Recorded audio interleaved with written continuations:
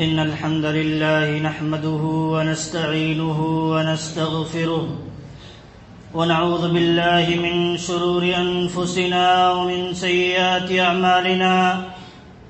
من يهده الله فلا مضل له ومن يضلل فلا هادي له، وأشهد أن لا إله إلا الله وحده لا شريك له، وأشهد أن محمدًا عبده ورسوله. يا أيها الذين آمنوا اتقوا الله حق تقاته ولا تموتن إلا وأنتم مسلمون. يا أيها الناس اتقوا ربكم الذي خلقكم من نفس واحدة وخلق منها زوجها وبث منهما رجالا كثيرا ونساء، واتقوا الله الذي تساءلون به والأرحام إن الله كان عليكم رقيبا. يا أيها الذين آمنوا اتقوا الله وقولوا قولا سديدا يصلح لكم أعمالكم ويغفر لكم ذنوبكم، ومن يطع الله ورسوله فقد فاز فوزا عظيما. أما بعد، فإن خير الحديث كتاب الله، وخير الهدى هدى محمد صلى الله عليه وسلم، وشر الأمور محدثاتها، وكل محدثة بدعة، وكل بدعة ضلالة، وكل ضلالة في النار. أعوذ بالله من الشيطان الرجيم. بسم الله الرحمن الرحيم. كنتم خير أمة أخرجت للناس تأمرون بالمعروف وتنهون عن المنكر وتؤمنون بالله. حاضرین جمعہ، دینی ملی بھائیوں اور اسلامی خواتین، دنیا کا نظام بڑی حکمت و بصیرت سے چلتا ہے، اور اس نظام کو چلانے والا احکم الحاکمین ہے. اللہ رب العالمین اس نظام کو صرف جذبات سے نہیں چلاتا ہے. اس دنیا کا نظام صرف جذبات سے چل بھی نہیں سکتا ہے. اسی لیے اللہ رب العالمین نے جگہ جگہ اپنے متعلق ذکر کیا ہے. وہ حکیم ہے، خبیر ہے، وہ علیم ہے.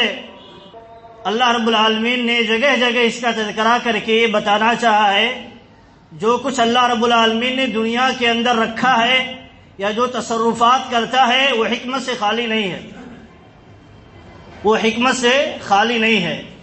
اور ایک پیغام اللہ رب العالمین اپنے بندوں کو بھی دینا چاہتا ہے کہ تم بھی کوئی بھی عمل دنیا کے اندر صرف جذبات سے نہ کرو، بلکہ اس کے اندر حکمت، عقل مندی اور تمام پہلو پر نظر رکھنے کے بعد تم کوئی قدم اٹھاؤ اور کوئی کام کرو. یہ اس لیے کیونکہ دنیا کا جو نظام ہے یہ تبھی چل سکتا ہے جب اس کے اندر عقل ہو، حکمت و بصیرت ہو اور کچھ جذبات بھی ہوں.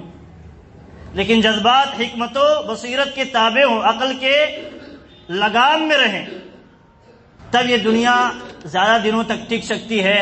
یا دنیا کے اندر جو لوگ بستے ہیں، جو مذاہب بستے ہیں، جو قومیں بستی ہیں، ان کے بقا کا سبب بھی یہی ہے کہ وہ حکمت و بصیرت سے کام لیں، عقل مندی سے کام لیں، صرف جذبات سے کام نہ لیں. بہت ساری مثالیں آپ کو پیش کی جائیں گی. تو سب سے پہلے آپ دیکھیں اللہ کے نبی صلی اللہ علیہ وسلم نے ارشاد فرمایا کہ العجلۃ من الشیطان والتأنی من اللہ. اللہ کے نبی صلی اللہ علیہ وسلم نے بیان فرمایا کہ یہ جلد بازی جو ہے، جلد بازی اور انسان کی صفت بھی ہے، بڑا جلد باز ہے. انسان جلد بازی مچانے لگتا ہے، کوئی بھی کام کرتا ہے سوچتا ہے جلدی سے رزلٹ مل جائے. اس لیے آپ دیکھیں اللہ رب العالمین نے ایک چیز حکمت کی یہاں چھپا کے رکھی ہے. انسان دنیا میں عمل کرتا ہے، اللہ کی بندگی کرتا ہے، دنیا میں اللہ رب العالمین ہو سکتا ہے اسے دے بھی نہ، کوئی اجر بھی نہ دے، آخرت میں اسے نصیب ہو. اور کبھی کیا ہوتا ہے دنیا میں بھی اللہ رب العالمین کچھ دے دیتا ہے، آخرت میں مرنے کے بعد دے گا. تو یہ دیکھیے انسان جلد باز اگر ہو کہ ہمیں جنت کا بھی بدلہ چاہیے، نہیں مل سکتا. اور پھر انسان کیا ہوگا؟ جلد باز ہوگا، ہمیں رزلٹ ابھی چاہیے فوراً، تو کیا ہوگا؟ رزلٹ نہیں ملا تو عمل چھوڑ دے گا، رزلٹ نہیں ملا تو عمل چھوڑ دے گا، تو کیا ہوگا؟ عمل چھوڑ دے گا تو پستی میں چلا جائے گا، عمل چھوڑ دے گا تو پستی میں چلا جائے گا۔ اس لیے حکمت و بصیرت کی ضرورت ہے، عقل مندی کی ضرورت ہے، ہوش مندی کی ضرورت ہے۔ اسی لیے اللہ کے نبی صلی اللہ علیہ وسلم نے کہا جلد بازی جو ہے شیطان کی طرف سے ہوتا ہے، یہ ان کاموں میں جن کاموں کا تعلق دنیاوی امور سے ہو یا جن کاموں کا تعلق رزلٹ سے ہو، رزلٹ اپنے ہاتھ میں نہیں ہے، عمل اپنے ہاتھ میں۔ تو عمل کے بارے میں کہا وسارعوا الی مغفرہ، مغفرت کی طرف جلدی کرو، بھلائی کے کاموں کی طرف جلدی کرو۔ کہا یہاں عمل میں آپ کو جلدی کرنی ہے، عمل میں آپ کو، اگر آپ غفلت میں پڑے ہیں تو وہاں آپ کو حکم دیا جائے گا کہ آپ تیار ہو کر کے فوراً عمل کے لیے روانہ ہوئیے، جائیے۔ لیکن کیا ہے؟ رزلٹ ملنے میں کب ملے گا، ابھی ملے یا کب ملے، اس میں اگر جلد بازی اگر انسان کرتا ہے تو یہ اس کے لیے درست نہیں ہے، یہاں بھی یہ شیطان کی طرف سے ہو جائے گا۔ اور ایسے ہی دنیاوی امور میں جہاں جلد بازی نہیں ہونی چاہیے، جلد بازی مچاتا ہے تو وہ بھی درست نہیں ہے۔ انسان دیکھیے جس چیز میں جلدی کرنا چاہیے اس میں جلدی نہیں کرتا ہے، عمل میں اسے جلدی کرنا چاہیے۔ غفلتوں میں مبتلا ہے تو توبہ کرنا چاہیے، برائیوں میں مبتلا ہے، محرمات میں مبتلا ہے، توبہ کرنا چاہیے، جلدی ابھی توبہ کرنا چاہیے۔ کیوں؟ موت کب آ جائے معلوم نہیں، موت کب آ جائے معلوم نہیں، تو اس میں جلدی کرنی چاہیے اور اچھے کاموں کی طرف جلدی کرنی چاہیے۔ اگر نہیں کرتا ہے تو اس میں جلدی انسان نہیں کرتا ہے تو کیا ہوتا ہے؟ پھر رزلٹ پر اس کا دھیان جاتا ہے۔ کبھی کچھ کر لیا، عمل نہیں کرتا ہے، کبھی کچھ کر لیا تو فوراً رزلٹ پر جاتا ہے اس کا ذہن، تو رزلٹ تو فوراً تو ملنے والا نہیں ہے، یا فوراً ملے بھی تو آپ کو پتا نہیں ہو سکتا، معلوم نہیں یہ اسی عمل کا رزلٹ ہے یا کسی اور چیز کا رزلٹ، آپ کو معلوم نہیں۔ تو اس لیے یہاں غور کرنا چاہیے۔ اسی لیے اللہ کے نبی صلی اللہ علیہ وسلم نے بیان فرمایا یہ جو جلد بازی مچاتے ہیں لوگ، یا جلد بازیاں جو ہوتی ہیں وہ شیطان کی طرف سے ہوتی ہیں۔ اور والتأنی، غور و فکر، انات، سوچ و فکر کے بعد کوئی کام کرنا یا کسی رزلٹ کو پانے کے لیے تھوڑا سا اس پہ صبر کرنا، یہ کیا ہوتا ہے؟ اللہ رب العالمین کی طرف سے ہوتا ہے۔ ایک مثال اور اللہ کے نبی صلی اللہ علیہ وسلم فرماتے ہیں کہ جب تم نماز کے لیے آؤ تو جلدی نہ کرو، آرام سے، وعلیکم السکینہ، جلدی نہ کرو، تیزی سے نہ دوڑو، وعلیکم السکینہ، سکینت کو لازم پکڑو، آرام سے چلو۔ اس میں اہل علم لکھتے ہیں بڑی پیاری بات ہے، آپ تو عمل کی طرف جا رہے ہیں، یہاں عمل میں تو جلدی ہونا چاہیے، لیکن عمل میں جلدی آپ کرتے ہیں تو اس جلدی سے آپ کے عمل میں خلل پڑنے والا ہے، آپ کے عمل میں خلل پڑنے والا ہے، تو آپ وہاں جلدی نہیں کر سکتے۔ نماز میں اگر ہمیں آنا ہے بھاگ کر کے آئیں، دوڑ کر کے آئیں، کہیں نماز کی پہلی رکعت نہ چھوٹ جائے، نماز تکبیر تحریمہ نہ چھوٹ جائے، تکبیر تحریمہ کی بڑی فضیلت، پہلی صف نہ چھوٹ جائے، بڑی فضیلت، بھاگ کر کے آئے، اور بھاگ کر کے آئے اور نماز میں کھڑا ہو بھاگ کر کے پڑھے تو نماز میں خلل۔ جو عبادت مقصود ہے وہ مقصود ادا نہیں ہوگا، جس طرح اللہ رب العالمین چاہتا ہے نہیں ادا ہوگا۔ تو وہاں بھی کہا آپ اچھے کام کی طرف آ رہے ہیں، عبادت کی طرف آ رہے ہیں، وہاں بھی اگر اس کی وجہ سے دوسرے کام پر خلل پڑنے والا ہے تو آپ وہاں جلد بازی نہیں مچا سکتے، سکینت کو لازم پکڑیے، وقار کو لازم پکڑیے، آرام سے آئیے، کیونکہ جو کچھ آپ کریں گے اچھے سے کریں گے اسی کا رزلٹ ملنے والا ہے، زیادہ کریں اچھا نہ کریں اس کا رزلٹ نہیں ملنے والا ہے۔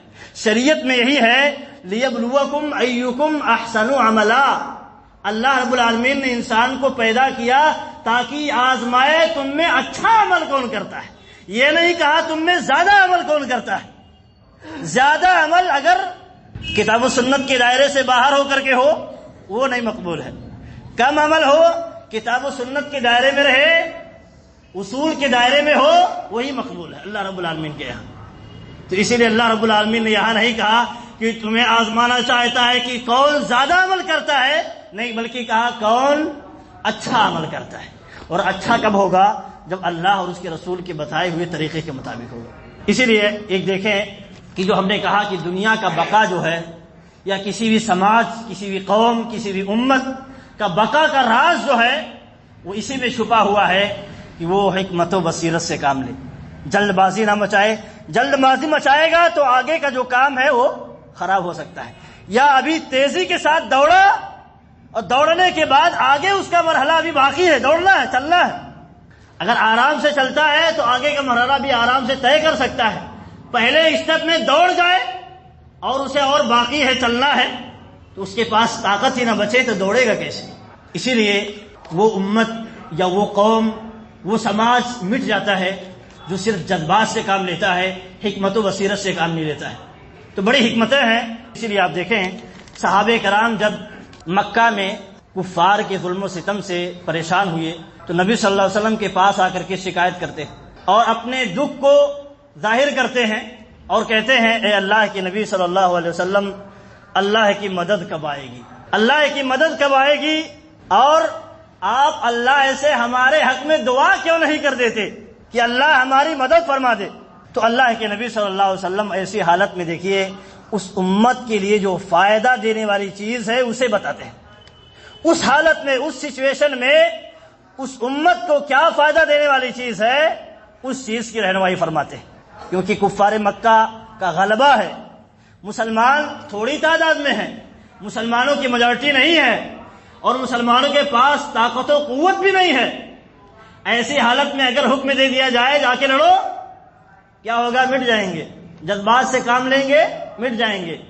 نبی صلی اللہ علیہ وسلم مکہ میں کعبہ کے ارد گرد اتنے بت رکھے ہوتے تھے، وہیں جا کر کے نماز پڑھ لیتے تھے، وہیں جا کر کے نماز پڑھ لیتے تھے، لیکن بتوں کے ساتھ چھیڑخانی اس لیے نہیں کرتے تھے کہ چھیڑخانی کرنے سے نقصان ہو جانے والا ہے، دعوت کا، مشن کا نقصان ہو جانے والا ہے۔ اسی لیے حکمت اور بصیرت سے کام لیتے تھے۔ حکمت و بصیرت کی بھی ہمیں بھی ضرورت ہے۔ ایسے ماحول میں، ایسے سماج میں جہاں بھی اس طرح کی سچویشن آتی ہے، ہمیں ضرورت ہے کہ حکمت و بصیرت کا دامن تھامیں اور اس کے مطابق اپنی زندگی طے کریں۔ اسی لیے آپ دیکھیں اللہ کے نبی صلی اللہ علیہ وسلم نے فرمایا، انہیں جب کفار مکہ کے ظلم و ستم سے ہار کر مسلمان نبی صلی اللہ علیہ وسلم کے پاس آتے ہیں، نبی صلی اللہ علیہ وسلم بھی جانتے ہیں مسلمانوں کی حالت، ایسا نہیں جانتے، لیکن وہ خود سامنے سے شکایت لے کے آتے ہیں، اپنا دکھ درد پیش کرتے ہیں، تو نبی صلی اللہ علیہ وسلم بھی ان کے جذبات کے مطابق فیصلہ نہیں دیتے ہیں۔ کیوں؟ جذبات کے مطابق اگر ابھی فیصلہ دے دیا جائے تو معاملہ درہم برہم ہو جائے گا، جس مشن کے لیے امت پیدا کی گئی ہے وہ مٹ جائے گی۔ اسی لیے حکمت سے کام لیتے ہیں، عقل مندی کی دعوت دیتے ہیں، کہتے ہیں دیکھیے ایسی حالت میں صبر کی ضرورت ہوتی ہے۔ جہاں انسان کے پاس اسباب اختیار کرنے کی چیز نہ ہو، کوئی بھی سبب جو شرعی سبب نہ ہو، وہاں صبر کی ضرورت ہے، اللہ سے اپنا تعلق مضبوط بنانے کی ضرورت ہے، دین پر کاربند ہونے کی ضرورت ہے۔ تو نبی صلی اللہ علیہ وسلم ایسے حالت میں انہیں اسی کی تعلیم دیتے ہیں، ورنہ ایسے حالتوں میں ہم کمزور ہوں اور ٹکراؤ کا ماحول بن جاتا ہے، ہمارے پاس طاقت بظاہر قوت نہیں ہے، کیونکہ دنیا کے اندر کامیابی کے لیے، دنیا کے اندر کامیاب ہونے کے لیے دنیاوی اسباب کو اختیار کرنا ضروری ہے، دنیاوی اسباب کو اختیار کرنا ضروری ہے۔ اسی لیے ساری چیزوں کو اسباب سے اللہ رب العالمین نے جوڑ دیا ہے، اسباب سے جوڑ دیا۔ صحابہ کرام کے پاس اس وقت کوئی آپشن جب نہیں تھا، نبی صلی اللہ علیہ وسلم کے پاس کوئی آپشن نہیں تھا، تو اس وقت ایک آپشن تھا اللہ پر بھروسہ، دین پر مضبوطی کے ساتھ قائم رہنا اور صبر کرنا۔ تو حوالے دیتے ہیں اللہ کے نبی صلی اللہ علیہ وسلم، کہتے ہیں کہ تم سے پہلے کی قومیں دین پر قائم رہنے کی بنیاد پر طرح طرح کی عذابوں سے دوچار ہوئیں، ان کے لیے زمین میں گڑھے کھود کر کے گاڑ دیا جاتا تھا اور آرے سے چیر دیا جاتا تھا۔ نبی صلی اللہ علیہ وسلم مکہ کی حالت میں، مکہ میں ظالموں کے جبر سے جوجھ رہے مسلمانوں کے سامنے یہ بات پیش کر رہے ہیں۔ کیوں پیش کر رہے ہیں؟ تمہارے سامنے وہ مرحلہ نہیں ہے، تمہارے سامنے وہ مرحلہ جو پہلے کی امتوں پر گزرا ہے وہ نہیں ہے، تو تمہیں کیا کرنا چاہیے؟ جس حالت میں ہو اپنے دین کو بچاتے ہوئے صبر کرو۔ پھر کہا لوہے کی کنگھیوں سے ان کے گوشت کو نوچا جاتا تھا، یہاں تک کہ ہڈیاں ظاہر ہو جاتی تھی، ہڈیاں نظر آتی تھی۔ اس طرح طرح کے عذاب کو کفار، پہلے کے کفار مسلمانوں کو دیا کرتے تھے ان کو دین سے پھیرنے کے لیے۔ پھر نبی صلی اللہ علیہ وسلم آگے فرماتے ہیں کہ لیکن انہیں ان دنیا کے عذاب نے، ظالموں کے اس ظلم نے انہیں دین سے نہیں پھیرا، اپنے دین پر ڈٹے رہے، اللہ کے علاوہ سے وہ خوف نہیں کھائے، اللہ کے علاوہ سے ڈرے نہیں۔ کیونکہ انسان جب اللہ کے علاوہ سے ڈر جاتا ہے کسی سے بھی تو اس کے سامنے وہ گھٹنے ٹیک دیتا ہے. تو ایک مومن کے دل میں خوف نہیں ہونا چاہیے. اللہ کے نبی صلی اللہ علیہ وسلم مکہ کے اس سچویشن میں بھی پچھلی امتوں کا حوالہ دے کر کے یہ بات بٹھانا چاہتے ہیں. دیکھیے خوف نہیں ہونا چاہیے, ڈر نہیں ہونا چاہیے دل میں. ڈر اگر دل میں ہو تو اللہ سے ہو. کیوں؟ اللہ سے خوف ہوگا تو اللہ کی طرف انسان بھاگے گا اور اللہ اس کی مدد فرمائے گا. لیکن دنیا والوں سے ڈر ہوگا تو دنیا جس سے ڈرے گا وہ سامنے والا اور آپ کو ڈرائے گا. دنیا کا یہ نظام. تو اسی لیے اللہ کے نبی صلی اللہ علیہ وسلم نے ان کے دلوں سے خوف نکالنے کی کوشش کی اور فرمایا وَلَكِنَّكُمْ تَسْتَعْجِلُونَ. یہ بات پچھلی امتوں کا ذکر کر دیا. وہ خوف نہیں کھائے, اللہ ایسے ڈرتے تھے اور مر گئے, جان دے دی, شہید ہو گئے, لیکن ایک انچ بھی دین سے ہٹے نہیں ہٹے. کیوں؟ وہ سمجھتے تھے اگر اللہ کے لیے قربان بھی ہو جائیں گے تو ہمارا ٹھکانہ جنت میں بن جانے والا ہے. لیکن کیا ہے, صحابہ کرام سے کہتے ہیں تم ابھی تھوڑی سی سزا یا تھوڑا سا ظلم سہے کیا ہو, بھاگے بھاگے آ گئے, اللہ کی مدد کب آئے گی, ہم بڑی پریشانی میں مبتلا ہیں. کہا تم جلد بازی مچاتے ہو. صحیح بخاری کی روایت ہے, کہا تم جلد بازی مچاتے ہو. ایک مسلمان کا کام جلد بازی کا کام نہیں ہوتا ہے. جلد باز مسلمان نہیں ہوتا ہے, عمل پر غور کرتا ہے. انجام کیا ہونے والا اللہ کے سپرد کرتا ہے, کیونکہ اسی کے ہاتھ میں, اپنے ہاتھ میں نہیں. انسان محنت کرتا ہے, محنت کا پھل ملے گا یا نہیں ملے گا ہمیں معلوم نہیں ہے, لیکن اللہ رب العالمین جانتا ہے. اس لیے ہم اس کو اللہ کے سپرد کرتے ہیں, لیکن ہم کام کرتے ہیں, ہم محنت کرتے ہیں. تو یہ بات اللہ کے نبی صلی اللہ علیہ وسلم نے صحابہ کرام کو بتا کر کے پیغام دیا کہ جلد بازی مسلمانوں کا کام نہیں ہے, جلد بازی مسلمانوں کی صفت نہیں ہے. اس لیے یہ بات ہر ایک کے ذہن و دماغ میں ہونی چاہیے کہ ہم کوئی بھی مسئلہ پیش آتا ہے اس میں ہمیں جلد بازی نہیں مچانا چاہیے, کیونکہ اس سے کیا ہے, انسان جلد بازی میں کوئی ایسا قدم اٹھا لیتا ہے جو اس کے دعوت, اس کے مشن کو ختم کرنے والی چیز ہوتی ہے, اور اس کا نام و نشان تک مٹ جاتا ہے, نام و نشان تک مٹ جاتا ہے. اسی لیے آپ دیکھیں ظالم قومیں جتنی بھی گزری ہیں انہوں نے صرف جذبات سے کام لے کر کے وقتی فائدہ, وقتی رزلٹ کو دیکھ کر کے ظلم ڈھایا. کیا ہوا؟ مٹ گئے, نام و نشان ختم. ابو جہل کہاں ہے, فرعون کہاں ہے, حامان کہاں ہے, قارون کہاں ہے, کوئی نظر نہیں آتا ہے. کیوں؟ جذبات سے انہوں نے کام لیا, وقتی زندگی انہیں ملی تھی اور اس پیریڈ میں, اس مرحلے میں انہوں نے جذبات سے کام لیا, اس کا مشن بھی ختم. اسی لیے آپ دیکھیں اہل سنت والجماعت کے متعلق یا اہل الحدیث کے متعلق اللہ کے نبی صلی اللہ علیہ وسلم نے جو بات کہی ہے وہ اسی پس منظر میں ہے. لا تزال طائفة من امتی ظاہرین علی الحق لا يضرهم من خاذلهم حتى یاتی امر اللہ. ایک گروہ میری امت سے قیامت تک باقی رہے گا حق پر, قیامت تک حق پر باقی رہے گا. ایک گروہ میری امت کا, اسے مٹانے والے مٹ جائیں گے لیکن یہ امت نہیں مٹے گی, یہ گروہ, یہ طبقہ نہیں مٹے گا یہاں تک کہ قیامت قائم ہو جائے گی. تو اس کے پیچھے راز کیا ہے؟ اس کے پیچھے وہی راز ہے جو نبی صلی اللہ علیہ وسلم نے اپنی زندگی میں کر کے دکھا دیا. حکمت کے ساتھ, عقل مندی اور بصیرت کے ساتھ جو بھی ڈیسیژن لیا اس کا نتیجہ ہے کہ وہ جو گروہ باقی رہے گا قیامت تک وہ بھی نبی صلی اللہ علیہ وسلم کے نقش قدم پر چلتے ہوئے حکمت و بصیرت سے اپنی ذمہ داریاں نبھائے گا اور اس امت کو بچانے کی کوشش کرے گا. ورنہ آپ دیکھیں نبی صلی اللہ علیہ وسلم کے زمانے ہی میں منافقین تھے یا نہیں؟ منافقین تھے, جذبات سے کام لیے, مٹ گئے. نبی صلی اللہ علیہ وسلم کے زمانے میں ختم. اب ان کا کوئی گروہ ایسا ہو کہ منافقین سے مشہور ہو, نہیں ہے. صحابہ کرام کے زمانے میں خوارج پیدا ہوئے. خوارج ایک مشن, جذبات سے انہوں نے کام لیا. اللہ کا نظام دنیا میں نافذ نہیں کرتا ان کے مطابق, ان کے سوچنے کے مطابق. وہ کیا ہے, اس کو زندہ رہنے کا دنیا میں حق نہیں ہے. یہ خوارج کا طریقہ تھا. کیا اپنا ایکشن لیا انہوں نے ایسے لوگوں کے خلاف, خاص طور پر مسلمانوں کے خلاف, عثمان غنی رضی اللہ عنہ کے خلاف اور علی رضی اللہ عنہ کے خلاف, معاویہ رضی اللہ عنہ کے خلاف اور دیگر صحابہ کرام کے خلاف انہوں نے ایکشن لیا. کیا ہوا دیکھیے انجام کیا ہوا. حضرت علی رضی اللہ تعالیٰ عنہ نے انہیں آگ میں جلا کر کے راکھ کر دیا, آگ میں جلا کر کے راکھ کر دیا, اور اس کے کچھ اثرات کچھ دنوں تک رہے لیکن اس کا وجود ختم ہو گیا. وہ پورا سلسلہ جو ہر زمانے میں باقی رہے نہیں رہا, ختم ہو گیا. ایسے ہی تمام اہل بدعت کا طبقہ آپ دیکھ لیجئے. کیوں؟ ان کے اثرات کچھ ہی دنوں تک چلتے ہیں، پھر مٹ جاتے ہیں. کچھ ہی دنوں تک اہل بدعت کا طبقہ چلتا ہے، ختم ہو جاتا ہے، اس کا وجود مٹ جاتا ہے.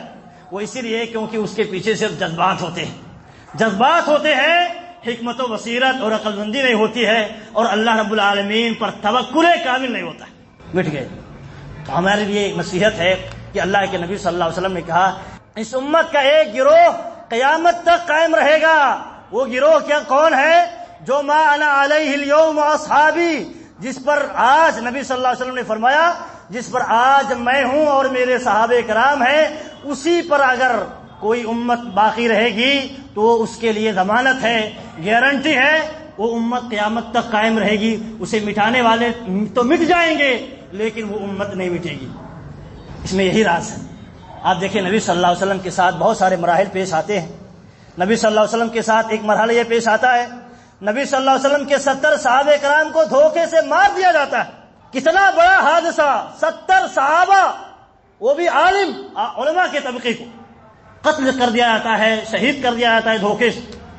لیکن نبی صلی اللہ علیہ وسلم اس وقت فوری طور پر، وہ سچویشن نہیں ہوتا ہے کہ آپ فوری طور پر ایکشن لے سکیں، کوئی کاروائی کر سکیں، تو اس وقت آپ جو کر سکتے تھے وہی کیا.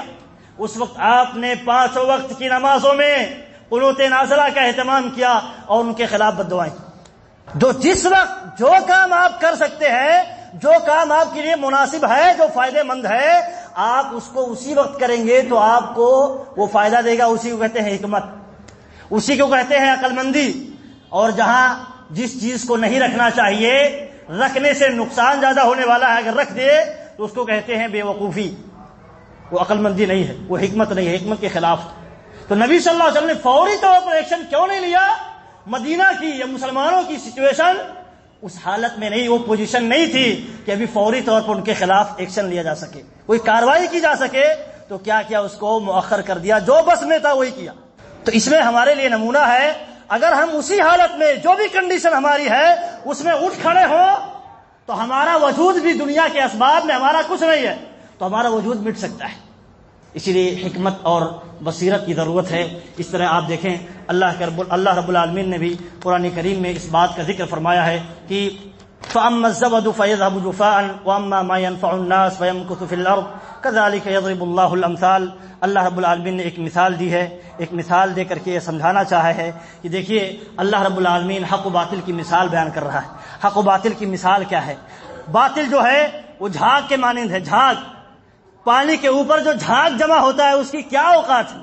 ہاں بظاہر وہ دکھتا ہے، سامنے والے کو نظر آتا ہے، اور کبھی کبھار ایسا ہوتا ہے جو سمجھ نہ سکے جھاگ ہے یا کیا، وہ ڈر بھی جائے گا، ڈر بھی سکتا ہے.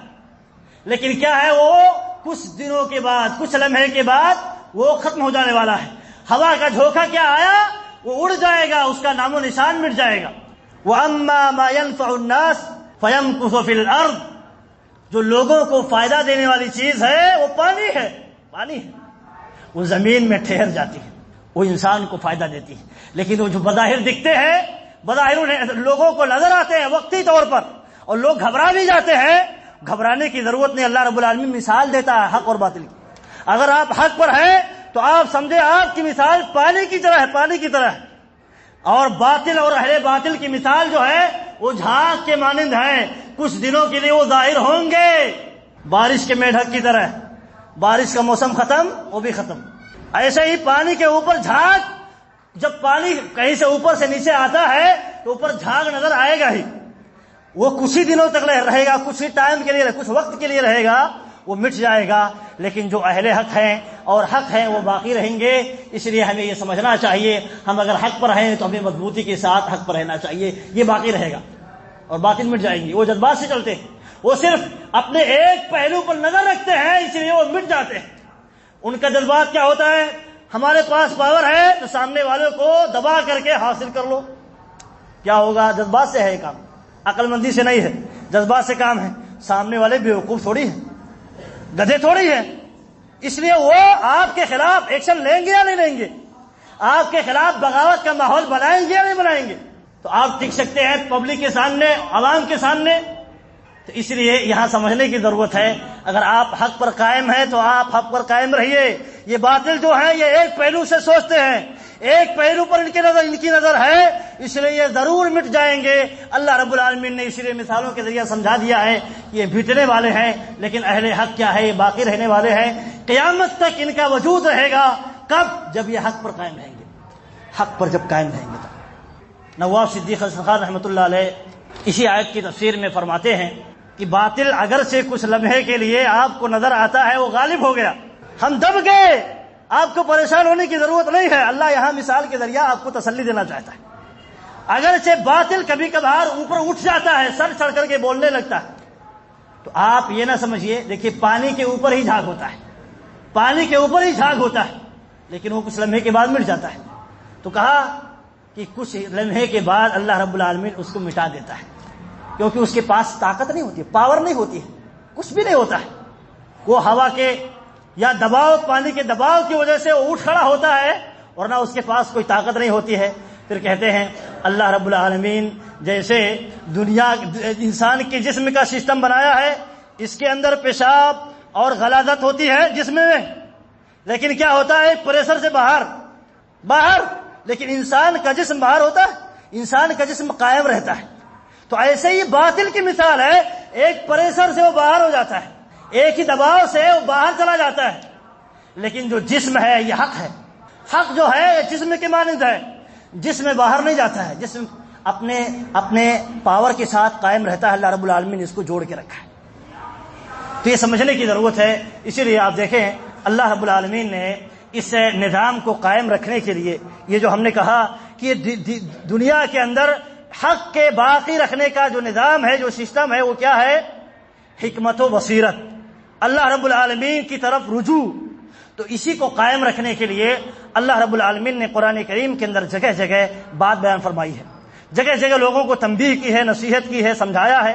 اب دیکھیں ایک نصیحت یہ ہے، اللہ کے نبی اللہ رب العالمین فرماتا ہے کہ کنتم خیر امۃ اخرجت للناس تأمرون بالمعروف وتنہون عن المنکر وتؤمنون باللہ۔ اس کو ہم سرسری طور پر ہم سن لیتے ہیں، سمجھ لیتے ہیں، لیکن اس کے اندر ذرا گہرائی سے جا کر کے سمجھنا چاہیے کہ اللہ رب العالمین اس کو جوڑا کہاں سے؟ کہا تم خیر امت ہو، خیر امت، بہترین امت اللہ رب العالمین کے نزدیک جو نکالے گئے ہو، پیدا نہیں کیے گئے ہو۔ کچھ لوگ ترجمہ کر دیتے ہیں پیدا کیے گئے ہو۔ ابن عثیمین رحمۃ اللہ علیہ کہتے ہیں اللہ رب العالمین نے کہا اخرجت کہا، اور کہا خلقت نہیں کہا، تمہیں پیدا نہیں کیا گیا ہے، کیونکہ خیریت، بہتر انسان کب بنے گا؟ جب کچھ کرے گا، جب کچھ کرے گا تب بہتر ہوگا، نہیں کرے گا پیدا ہونے کی بنیاد پر وہ خیر نہیں ہو جائے گا۔ کوئی بھی چیز اصلاً نہ اس میں خیر ہوتا ہے نہ شر ہوتا ہے، جب وہ کوئی رخ اختیار کرتا ہے تو شر بھی آتا ہے اور خیر بھی آتا ہے۔ تو اسی لیے اللہ رب العالمین نے کہا اخرجت، تمہیں نکالا گیا ہے، پیدا کرنے کے بعد تمہارے اندر یہ صلاحیت آئی، کیسے؟ تأمرون بالمعروف، جب تم بھلائی کا حکم دیتے ہو تو اللہ رب العالمین تمہیں خیر امت کا لقب دیتا ہے، بھلائی کا حکم دیتے ہو تو تمہیں خیریت کا تمغہ دیتا ہے، وتنہون عن المنکر، برائیوں سے روکتے ہو، ظلم سے روکتے ہو تو اللہ رب العالمین تمہیں خیر امت بنا دیتا ہے۔ اگر اب خیر امت کا تمغہ چاہیے تو بھلائی کا حکم دینا ہوگا، برائی سے روکنا بھی ہوگا، اور اگر یہ تمغہ کسی کو نہیں چاہیے تو پیدا ہونے کی بنیاد پر، کسی مسلمان کے گھر میں پیدا ہونے کی بنیاد پر خیر امت نہیں ہو سکتا ہے، مسلمان نہیں ہو سکتا ہے۔ وتؤمنون باللہ، اللہ پر ایمان بھی رکھتے ہو، اس لیے تمہیں خیر امت کا لقب۔ امام ابن عثیمین رحمۃ اللہ علیہ کہتے ہیں اللہ رب العالمین نے پہلے کام بتایا، خیریت تمہیں ملے گی دعوت و تبلیغ سے، امر بالمعروف نہی عن المنکر کا فریضہ انجام دینے سے۔ ایمان تمہارے دل میں، تمہارے اندر راسخ ہو گیا ہے، اس کے بعد آپ کو یہ کام انجام دینا ہے۔ تو یہ آپ کا فریضہ، ایک مومن کا فریضہ، کہ انسان جب مومن ہے، اپنے آپ کو مسلمان کہتا ہے، اللہ پر ایمان کا دعویٰ رکھتا ہے، تو اس کی ذمہ داری بنتی ہے کہ اس ایمان کو بچانے کے لیے یا اس ایمان کو پھیلانے کے لیے دعوت و تبلیغ کا بھی کام کرے، جو بھی جس کے پاس جتنی استطاعت ہے وہ کرے۔ یہ اس لیے ہے، آپ دیکھیں یہ اس پس منظر میں یہ بات اس لیے کہی جا رہی ہے، اور اللہ رب العالمین اس کو یہ تاکیداً حکم اس لیے دے رہا ہے، اس لیے کیونکہ کوئی بھی دعوت، کوئی بھی مشن صرف عمل سے وہ بڑھتا نہیں ہے. دعوت اگر اس کے پیچھے نہ ہو تو وہ مشن مٹ جاتا ہے، وہ دعوت مٹ جاتی ہے. اس لیے اللہ رب العالمین نے اس مشن کو زندہ رکھنے کے لیے کس سے جوڑ دیا؟ دعوت سے جوڑ دیا، اور ہر ایک کو ذمہ دار بنا دیا اپنی استطاعت کے مطابق کہ ہر کوئی دعوت کا فریضہ انجام دے تو یہ دعوت قیامت تک قائم رہ سکتی ہے. تو جو اللہ کے نبی صلی اللہ علیہ وسلم نے فرمایا یہ طبقہ جو ہے اہل سنت والجماعت کا، اہل الحدیث کا طبقہ قیامت تک قائم رہے گا، اس کے پیچھے ایک راز یہ ہے کہ وہ باطل کو دور کرتے ہیں. اسلام کے اندر کوئی باطل لانے کی کوشش کرتا ہے تو اس کو بھگاتے ہیں اور حق کی دعوت دیتے ہیں، حق کو باقی رکھنے کی کوشش کرتے ہیں. تو آپ دیکھیں کسی بھی مشن کو باقی رکھنے کا ایک اہم اور بنیادی راز یہ ہے آپ اس کے لیے اٹھ کھڑے ہوں، دعوت دیں. جتنا بھی آپ کے پاس استطاعت ہے اس کے لیے آپ پرچار کریں، اس کو پرچار کریں، عام کریں. اسی لیے آپ دیکھیں جب دعوتیں عام کی جاتی ہیں، نبی صلی اللہ علیہ وسلم نے مکہ کے ماحول میں عام کیا. کرتے تھے تب کوئی اعتراض نہیں، کرتے تھے تب اعتراض نہیں. جب دعوت کو عام کیا، قولوا لا الہ الا اللہ تفلحوا، اے لوگوں لا الہ الا اللہ کہو کامیاب ہو جاؤ گے. تو دیکھیے کیا بغاوت، لوگوں نے بغاوت چھیڑ دی. کہا اب تو یہ مشن دعوتی اختیار کر چکا ہے، اب اگر لگام نہیں دیا گیا اس محمد کے دین پر تو یہ رکے گا نہیں. اسی لیے ان لوگوں نے بوکھلاہٹ میں یہ سارا کام کیا، بوکھلاہٹ میں سارا کام کیا. اسی لیے کسی بھی دعوت کو باقی رکھنا ہے تو اس کے لیے دعوت و تبلیغ کا فریضہ جو ہم پر ہے اسے ادا کرنا ہوگا جگہ جگہ. اس لیے اللہ رب العالمین نے اس کا تذکرہ فرمایا ہے، اس پر مومنوں کو ابھارا ہے اور کہا ہے یہ مومنوں کا کام ہے، مومن اس کی ذمہ داری ادا کریں. اور اللہ کے نبی صلی اللہ علیہ وسلم نے اسی طرح ان لوگوں کے متعلق وعید کی سزا سنائی ہے جو لوگ دعوت کو چھوڑ دیتے ہیں، دعوت کی ذمہ داریوں کو چھوڑ کر کے اپنے آپ میں مگن ہو جاتے ہیں. تو اس کے لیے اللہ کے نبی صلی اللہ علیہ وسلم نے وعید اور دھمکی دی ہے اور مثالوں کے ذریعے اس کو سمجھانے کی کوشش کی ہے. آپ دیکھیں اللہ کے نبی صلی اللہ علیہ وسلم نے بیان فرمایا، کہا مثل القائم علی حدود اللہ والواقع فیہا والمداہن فیہا کمثل قوم استہموا علی سفینہ. دنیا کی مثال بیان کر دی یا مسلمانوں کے وجود کی مثال بیان فرما دی. دنیا کی مثال ایک کشتی کے مانند بتا کر کے بتایا کہ دنیا قائم رہے گی کب تک؟ جب اس میں امر بالمعروف، بھلائی کا حکم دیا جائے گا جب تک، اور جب تک برائی سے لوگوں کو روکا جائے گا تب تک یہ دنیا قائم رہے گی. ورنہ یہ دنیا جیسے کشتی ڈوب جاتی ہے، اس کے اندر اگر سوراخ کر دیا جائے، سوراخ کرنے والوں کا ہاتھ نہ روکا جائے تو کشتی سمندر میں ڈوب جاتی ہے. ایسے ہی دنیا ڈوب جائے گی، ایسے ہی دنیا ختم ہو جائے گی. کہا ایک قوم سوار ہوئی کشتی میں، کچھ لوگ اوپر کے حصے میں سوار ہوئے، کچھ لوگ نیچے کے حصے میں سوار ہوئے. اب نیچے کے حصے والے اوپر جا کر کے پانی لیتے تھے، اوپر والوں کو تکلیف ہوتی تھی. تو اوپر والوں کی جب تکلیف ہوتی تو کہتے ہیں بھائی ہمارے پاس نہیں آنا. تو اس لیے دنیا کے اندر آپ کو تکلیف جھیلنا پڑے کسی کی بنیاد پر، دعوت کی بنیاد پر، آپ کو اگر جھیلنا پڑتا ہے تو جھیلنا پڑے گا. آپ کو اگر باقی رہنا ہے، آپ کو اگر زندہ رہنا ہے تو کچھ مصیبتیں، کچھ تکلیفیں آتی ہیں تو اس کو جھیلنا ہی پڑتا ہے. تو کہا کہ اوپر والے پریشان ہو کر کے ان سے کہا تم جاؤ، ہمیں تکلیف ہوتی. تو کیا کیا ان لوگوں نے جو نیچے تھے کہ ہم اوپر والوں کو تکلیف نہیں دیں گے. کچھ لوگ کہتے ہیں ہماری نیت درست ہو تو ہم کچھ بھی کر سکتے ہیں. بھائی کہتا ہے ہم اوپر والوں کو تکلیف نہیں دیں گے، اور کیا کریں گے؟ اب یہاں نیچے سوراخ کر کے یہیں سے پانی نکالیں گے. حوالہ کیا دیتا ہے؟ اوپر والوں کو تکلیف نہیں دیں گے. تو دیکھیں ایک پہلو سے سوچ رہا ہے، ایک پہلو سے سوچ رہا ہے کہ اوپر والوں کو تکلیف نہیں دینا چاہتے، ہماری وجہ سے اوپر جانے کی وجہ سے تکلیف ہوتی ہے تو ہم انہیں تکلیف نہیں دینا چاہتے. اللہ کے نبی صلی اللہ علیہ وسلم نے کہا اگر اوپر والے ان نیچے والوں کے ہاتھ کو نہ روکے، دنیا کی مثال ایسی ہے، نہ روکے اور وہ سوراخ کر کے پانی نکالنے لگے تو کیا ہوگا؟ نیچے وہ ڈوبیں گے ہی. آپ جو اوپر بیٹھے ہوئے ہیں آپ بھی نہیں بچنے والے، آپ بھی نہیں بچنے والے. دنیا بچے گی کب؟ آپ کا وجود بچے گا کب؟ آپ کی دعوت، آپ کا مشن بچے گا کب؟ جب آپ دعوت کی ذمہ داریوں کو ادا کرتے رہیں گے، تب تک یہ دنیا بھی باقی رہے گی، تب تک آپ کا وجود باقی رہے گا، آپ کی دعوت اور مسلمانوں کا وجود اور اہل سنت والجماعت کا وجود، اہل الحدیث کا وجود تب تک باقی رہے گا۔ ایک بات یہ ہے کہ اگر ہم دنیا بچانے کے لیے اپنے دعوت کو چھوڑ دیں، دنیا بچائیں یہ حکم ہے، لیکن دنیا بچانے کے چکر میں دعوت نہیں چھوڑنی چاہیے۔ اگر دنیا بچ جائے، دعوت چلی جائے تو آپ کا وجود ختم ہو جائے گا، آپ کا مشن جو ہے جس کے لیے آپ کو پیدا کیا گیا ہے وہ مشن مٹ جائے گا۔ تو اس کو بھی ذہن میں رکھنا چاہیے، دنیا بچانے کی جو کوششیں ہیں، جو اسباب ہو سکتے ہیں اس کو اختیار کرنا چاہیے، کرنے کا حکم ہے، لیکن اس کے پیچھے اگر دعوت کا مشن جو ہے مار پڑ جائے، مٹنے کا ڈر ہو، تو ہمیں دعوت کے پہلو کو اجاگر کرنے کی ضرورت ہے، اس کو ساتھ میں لے کر کے چلنے کی ضرورت ہے، تبھی ہمارا وجود، ہمارے مسلمانوں کا وجود باقی رہے گا۔ تو اس لیے ان ماحول میں خاص طور پر دعوت کے پہلو کو اجاگر کرنے کی اس لیے ضرورت ہے کیونکہ مصیبتوں میں انسان اللہ رب العالمین کی طرف بھاگتا ہے، اللہ سے اس کا تعلق بڑا گہرا ہوتا ہے۔ تو اس لیے ایسے ماحول میں دعوت کا پہلو جو ہے اپنے ہاتھ سے نہیں جانے دینا چاہیے۔ یہی ایک مسلمان کے بقا کا سبب ہے۔ یہ اگر مسلمان چھوڑ دے تو ہمارے پیچھے بہت ساری تنظیمیں، بہت سارے مذاہب کے لوگ لگے ہوئے ہیں، چاہتے ہیں کہ ہماری دعوت کو، اسلام کے مشن کو اپنے پھونکوں کے ذریعہ مٹا دیں، اپنے طاقت کے ذریعہ مٹا دیں۔ لیکن آپ کے اندر اگر یہ طاقت ہے، آپ کے اندر یہ صلاحیت ہے دعوت و تبلیغ کی ذمہ داری ادا کرنے کی، اور آپ دین پر قائم ہیں، تو آپ کو دنیا سے کوئی مٹا نہیں سکتا ہے، آپ کا وجود قیامت تک باقی رہے گا۔ یہ اللہ کے نبی صلی اللہ علیہ وسلم کی پیشین گوئی ہے اور اللہ رب العالمین کا وعدہ ہے۔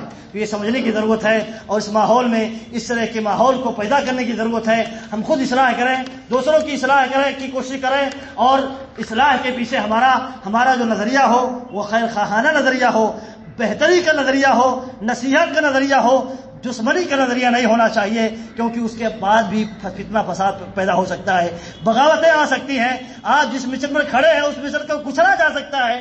اس لیے حکمت کے ساتھ، بصیرت کے ساتھ اپنے مشن کو ادا کرنا ہے، اپنی ذمہ داری کو ادا کرنا ہے، اور اس پر تا دم حیات، جب تک ہمارے رگوں میں خون ہے، ہمارے اندر ایک زندگی کا لمحہ باقی ہے، تب تک ہم اس مشن پر قائم رہیں گے، اپنی استطاعت کے مطابق، اپنی طاقت کے مطابق۔ اللہ رب العالمین سے دعا ہے اللہ رب العالمین ہمیں سننے، سمجھنے اور اس کے مطابق عمل کرنے کی توفیق دے۔ اللہ رب العالمین ہمیں دعوت اسلام کی ذمہ داری کو کما حق ادا کرنے کی توفیق دے۔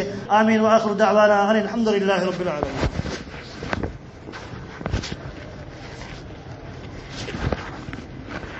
إن الحمد لله نحمده ونستعينه ونستغفره ونعوذ بالله من شرور أنفسنا ومن سيئات أعمالنا، من يهدي الله فلا مضل له ومن يضلل فلا هادي له، وأشهد أن لا إله إلا الله وحده لا شريك له، وأشهد أن محمدا عبده ورسوله۔ اللهم صل على محمد وعلى آل محمد كما صليت على إبراهيم وعلى آل إبراهيم إنك حميد مجيد، اللهم بارك على محمد وعلى آل محمد كما باركت على إبراهيم وعلى آل إبراهيم إنك حميد مجيد۔ عباد الله رحمكم الله، إن الله يأمر بالعدل والإحسان وإيتاء ذي القربى وينهى عن الفحشاء والمنكر والبغي يعظكم لعلكم تذكرون، ولذكر الله أكبر والله يعلم ما تصنعون۔